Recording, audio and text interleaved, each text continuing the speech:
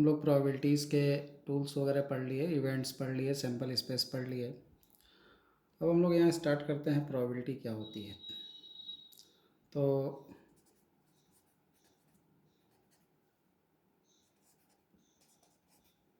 Mathematical या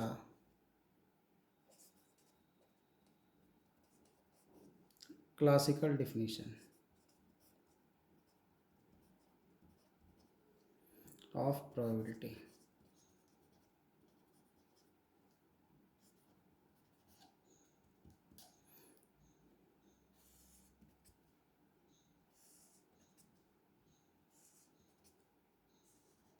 ठीक है।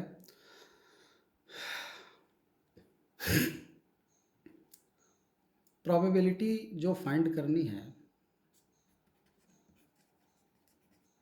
The probability of an event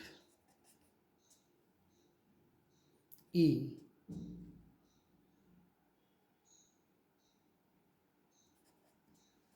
to occur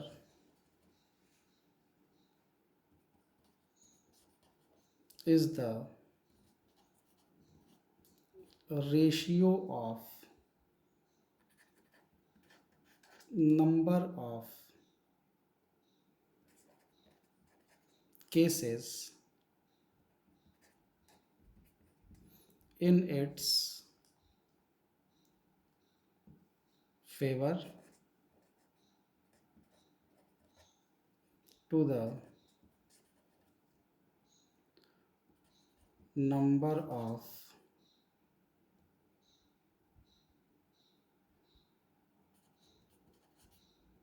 total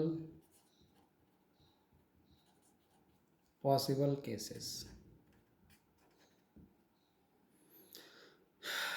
पहले भी बोल चुके हैं कि लैंग्वेज से कोई बहुत मतलब नहीं है। जैसे सपोज कर लो ई अगर कोई इवेंट है, ठीक है, क्या मतलब है इसका? In other word, if E be the event of an experiment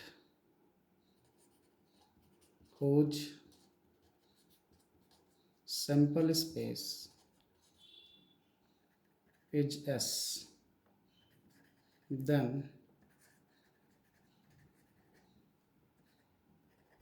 probability of event E is denoted by PE, and PE will be equal to NE upon NS। Simple सा बात। ऊपर जो कहानी लिखी गई है उसमें यही चीज़ लिखा गया है। ई अगर कोई इवेंट है तो उसके अकरेंस के जो नंबर ऑफ केसेस हैं उसका और टोटल जो पॉसिबल केसेस हैं उसका, दोनों का जो रेशियो होता है उसी को क्या कहते हैं? उस इवेंट ई की प्रोबेबिलिटी कही जाती है। यानी मिला जुला कर ये कहने का मतलब है कि आपको किसी इवेंट ई की अगर प्रोबेबिलिटी निकालनी है किसी भी एक्सपेरिमेंट के, तो उस एक्सपेरिमेंट में जो टोटल पॉसिबल आउटकम है एस, सैम्पल स्पेस जिसको कहते हैं, उसकी संख्या निकाल लो, और वो जो इवेंट जिसकी प्रोबेबिलिटी निकालनी है उसके अंदर कितने पॉसिबल आउटकम्स होंगे उसकी संख्या निकाल लो, और उन दोनों का रेशियो यानी N E by N S. ऊपर क्या रहेगा? ऊपर क्या रहेगा इसमें? ऊपर वाला क्या है? नंबर ऑफ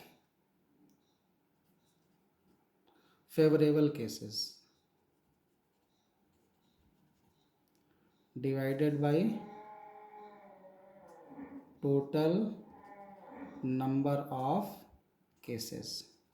सैम्पल स्पेस के नंबर मतलब total possible cases, total number of cases, और जिस इवेंट की प्रोबेबिलिटी निकालनी है उसके फेवरेबल मतलब उसके फेवर में जितने भी केस बनेंगे उन सभी का संख्या। तो N E by N S क्या इंडिकेट करता है? प्रोबेबिलिटी को इंडिकेट करता है। जैसे एक छोटा एग्जांपल इसको समझाने के लिए बता देते हैं, ले लेते हैं।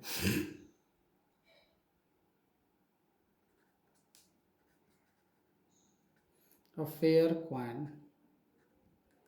is tossed what is the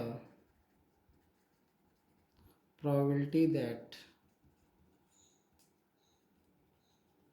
outcome is head। तो इसमें क्या है, कॉइन एक टॉस किया गया, तो सैंपल स्पेस क्या हो जाएगा ज़रा बताना।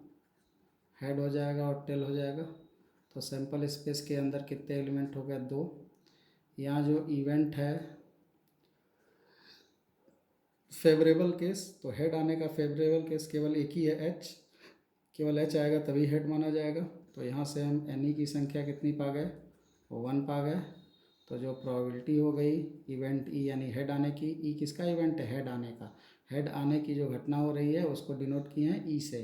तो प्रोबेबिलिटी ऑफ ई क्या हो जाएगा, N E by N S यानी 1/2। ये क्या हो जाएगा, इसका आंसर हो जाएगा। ठीक है, एक छोटा सा और एग्जांपल ले लेते हैं। A fair die is roll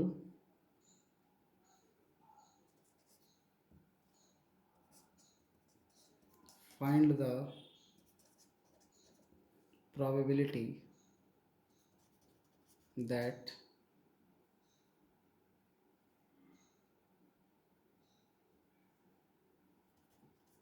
we get even number as outcome। Outcome मतलब अपर फेस।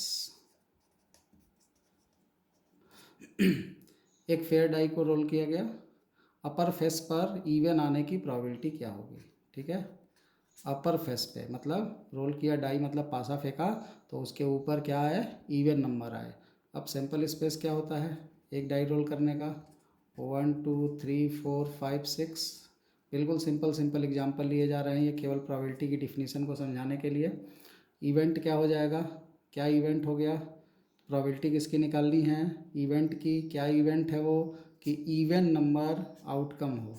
इवन नंबर आउटकम हो मतलब 2 हो सकता है, 4 हो सकता है या 6 हो सकता है।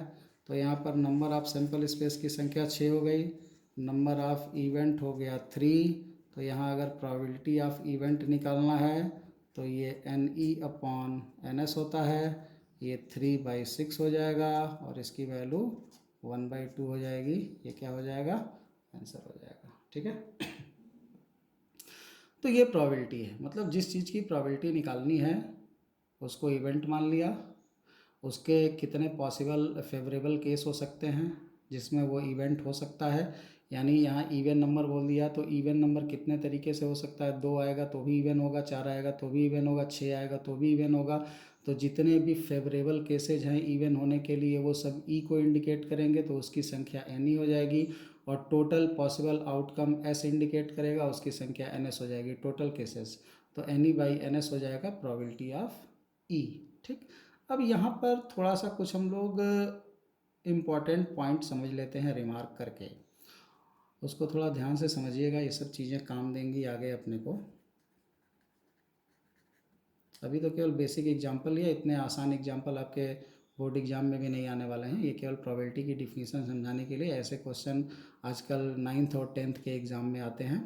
आपके +2 के एग्ज़ाम में ऐसे क्वेश्चंस नहीं आएंगे, क्योंकि हमने बोला था कि प्रोबेबिलिटी हम इनिशियल स्टेज से लेकर के और up to JEE advance level तक पढ़ाएंगे, इसलिए डिफिनीशन को समझाने के लिए हमने ये छोटा मोटा एग्जाम्पल यहाँ पर ले लिया। कुछ रिमार्क की बात करते हैं।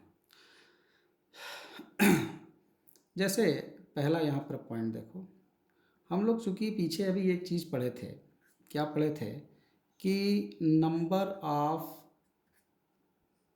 Elements in event is less than और equal to number of elements in sample space and greater than और इक्वल टू 0। ये पीछे अभी पढ़े थे, 0 के बराबर हो गया तो एम्प्टी इवेंट हो गया, और s के बराबर हो गया तो श्योर इवेंट हो गया, और एन ई जो होता है वो मैक्सिमम s हो सकता है क्योंकि ई एस का सबसेट होता है, तो उससे ज़्यादा नहीं हो सकता, और 0 मिनिमम नंबर ऑफ एलिमेंट हो गए। अब हम इसको अगर डिवाइड कर दें, divide by N S, N S से सबको डिवाइड कर दें तो ये हो जाएगा 0/ns, ये हो जाएगा तुम्हारा N E by N S, और ये हो जाएगा तुम्हारा N S by N S. अब 0/ns कितना हो गया, 0। NE/ns प्रोबेबिलिटी होती है, पीछे अभी पढ़े, NE/ns पी हो जाता है, और ये कितना हो गया, NS कैंसिल होके 1 हो गया। यहाँ से हमको एक चीज़ पता चली कि जो प्रोबेबिलिटी है किसी भी इवेंट की, किसी भी इवेंट में मिनिमम 0 और मैक्सिमम s एलिमेंट हो सकते हैं, NS के बराबर एलिमेंट हो सकते हैं। तो ये मिनिमम और मैक्सिमम नंबर ऑफ एलिमेंट है, तो ये मिनिमम और मैक्सिमम प्रोबेबिलिटी की वैल्यू हो गई। यानी कि किसी भी इवेंट की probability, that means probability of any event, किसी भी इवेंट की प्रोबेबिलिटी PE हमेशा बिलोंग करती है 0 to 1, ठीक है, 0 to 1।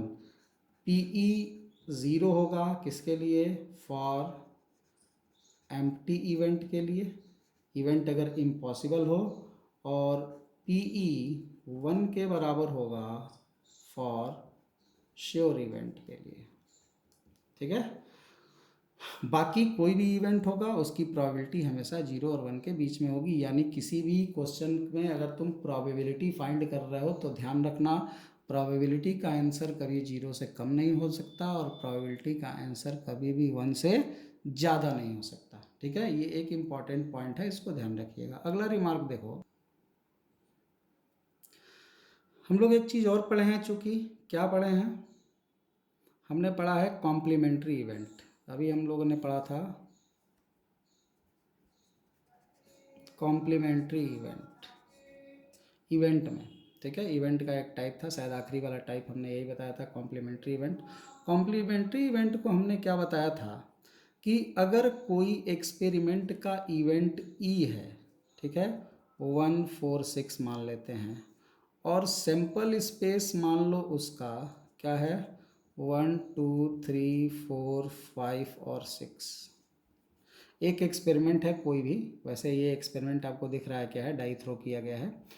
तो डाई थ्रो करने पर अपर फेस में 1 4 या 6 आता है, तो ये इवेंट हो गया, और S इसका सैंपल स्पेस हो गया। तो कॉम्प्लीमेंट्री इवेंट के बारे में हमने बताया था कि E कॉम्प्लीमेंट्री जो होता है वो S माइनस E होता है। S माइनस E का मतलब क्या हुआ, वो एलिमेंट जो S में हो E में ना हो, क्योंकि हम इसको क्या बोलते थे, नॉट E भी बोलते थे।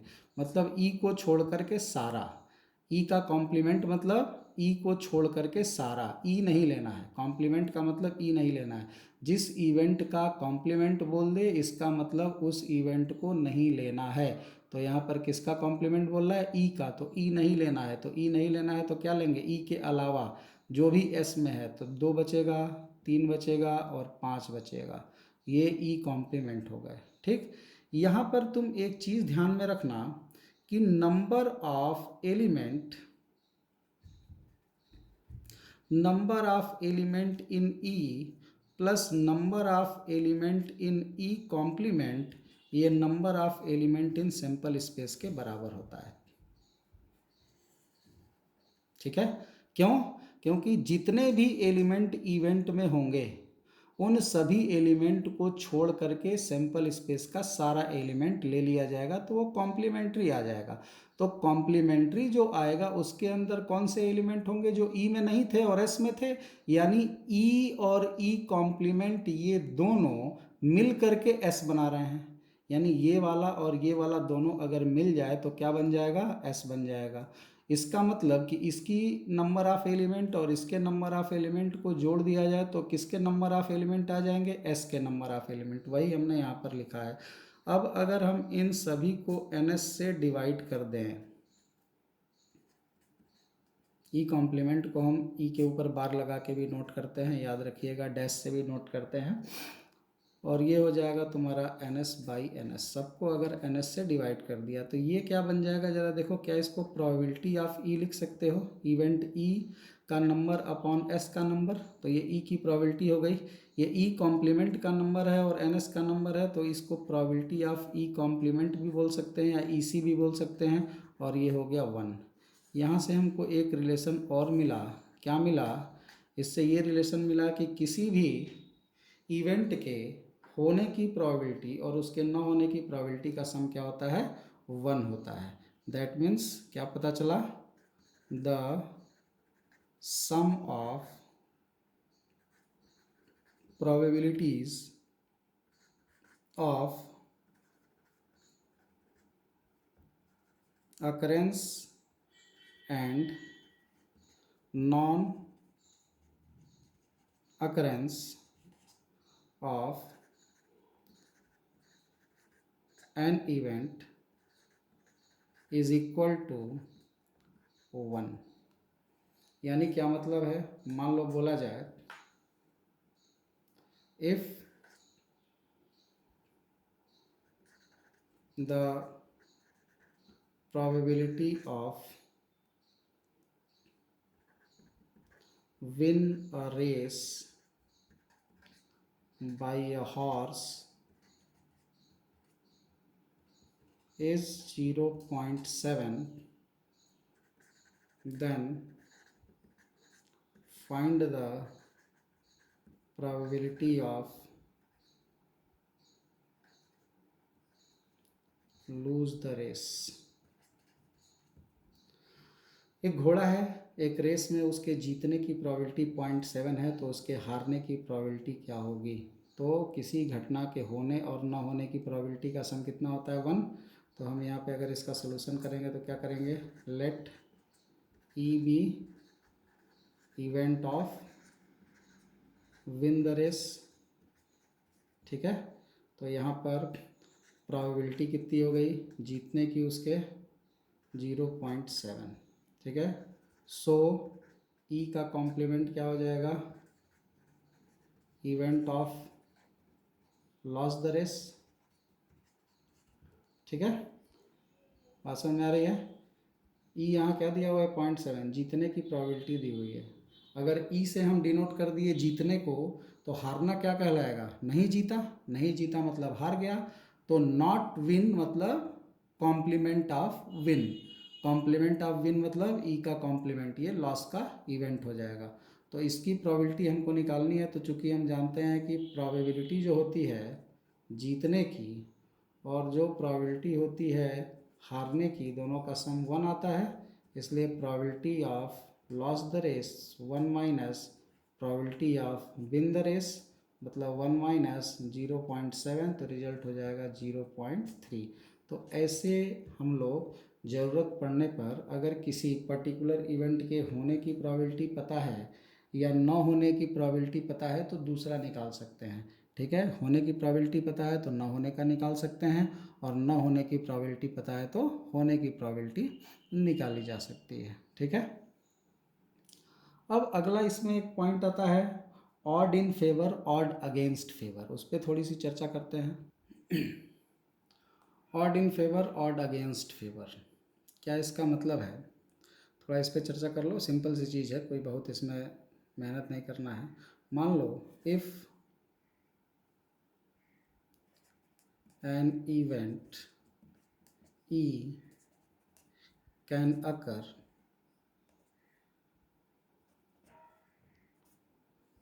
that means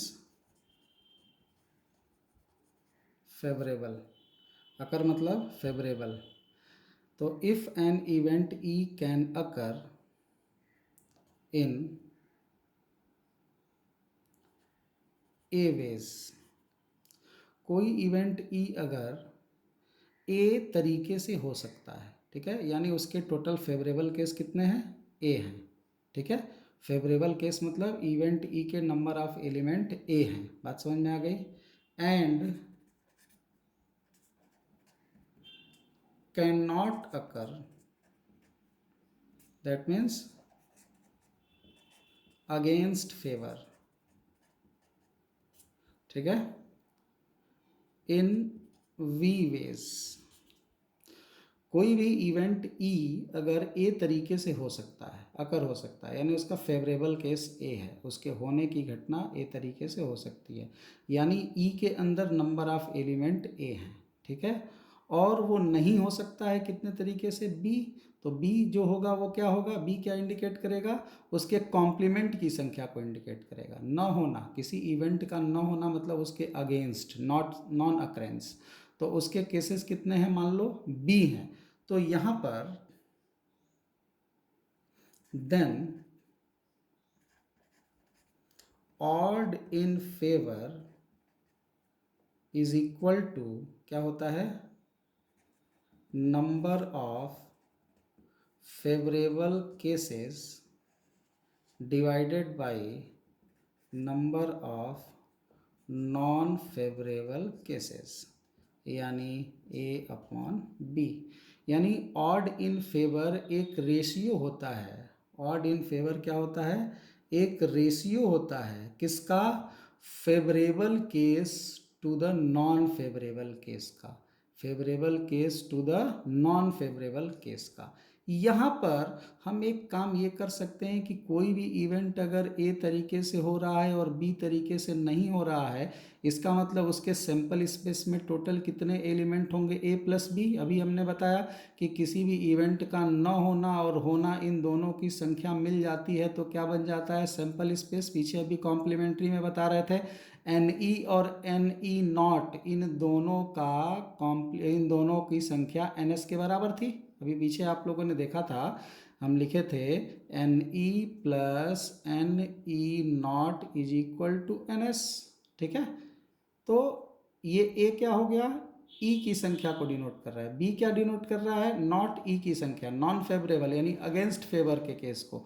तो दोनों मिलकर के क्या हो जाएंगे, एन एस। तो हम यहाँ पर इसको अगर ए को ए प्लस बी से डिवाइड कर दें और नीचे बी को भी ए प्लस बी से डिवाइड कर दें, तो ऊपर जो बना a upon A plus B, ये क्या लिखा हुआ है, ऊपर वाला लिखा हुआ है N E upon N S. बोलो ए क्या है, ई के अंदर मौजूद एलिमेंट की संख्या।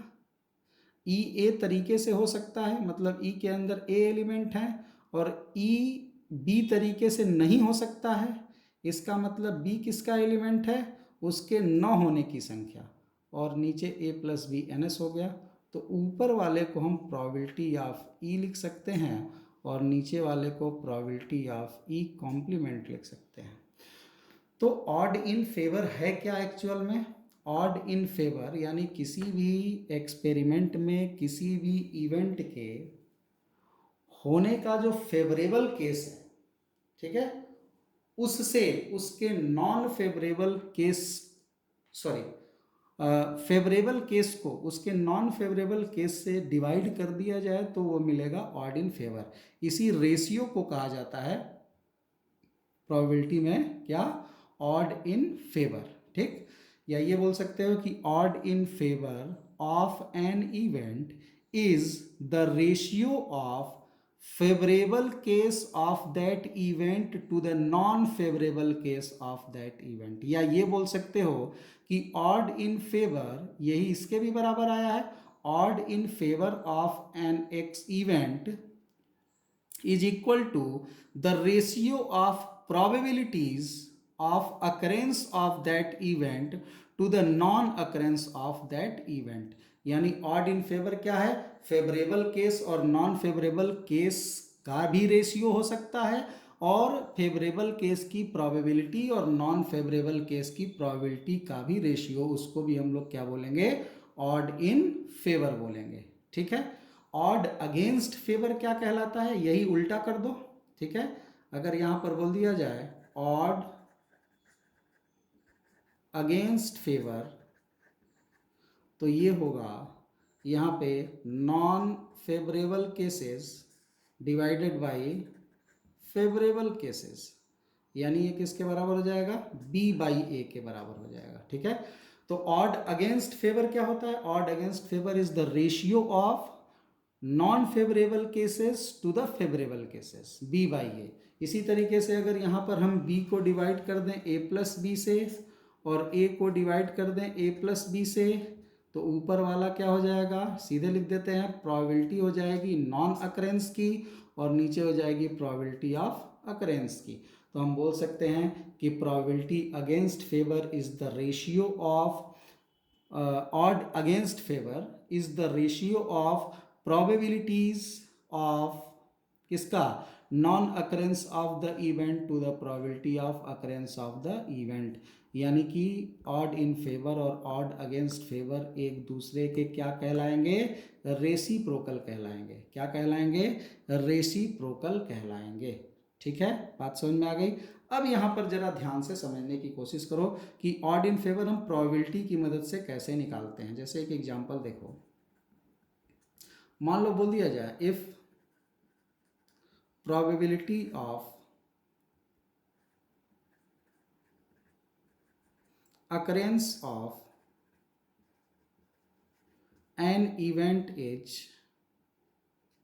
2/5। एक इवेंट के अकर होने की प्रोबेबिलिटी कितनी है, 2/5 है। Then find odd against favour. Question को ध्यान से समझिएगा क्या कह रहा है। कह रहा है कि एक इवेंट है, उसकी प्रोबेबिलिटी दी हुई है, एक इवेंट के होने की प्रोबेबिलिटी दी हुई है कितनी, 2/5। 2/5 सिंपलेस्ट फॉर्म में है, फिर भी हम लोग इन जनरल इसको NE/NS मान सकते हैं प्रोबेबिलिटी को। ठीक है, तो NE क्या आ गया, फेवरेबल केस 2 और NS हो गया 5। तो यहाँ पे नंबर ऑफ फेवरेबल केसेस कितने हो गए, 2, क्योंकि अकरेंस का इवेंट दिया हुआ है, उसकी प्रोबेबिलिटी 2/5 है। तो प्रोबेबिलिटी निकालते हैं तो ऊपर क्या लिखते हैं, E, यानी इसके अकर होने की संख्या। तो अकर होने की संख्या 2 है और टोटल कितना है, टोटल है 5। तो नॉन अकरेंस का नंबर क्या होगा, number of non occurrence cases कितने हो जाएंगे, नॉन अकरेंस मतलब नॉन फेवरेबल या अगेंस्ट, तो कितने, टोटल माइनस अकरेंस, यानी कितना हो जाएगा, 3 हो जाएगा। ठीक, अब यहां पर तुमको क्या पता चल गया, एक इवेंट का अकरेंस वाला केस, फेवरेबल केस कितना है 2 और नॉन फेवरेबल केस कितना है 3, और क्वेश्चन में हमको निकालना क्या है, ऑड अगेंस्ट फेवर। तो ऑड अगेंस्ट फेवर होता क्या है, odd against favour is equal to क्या होता है, non favourable cases upon favourable cases.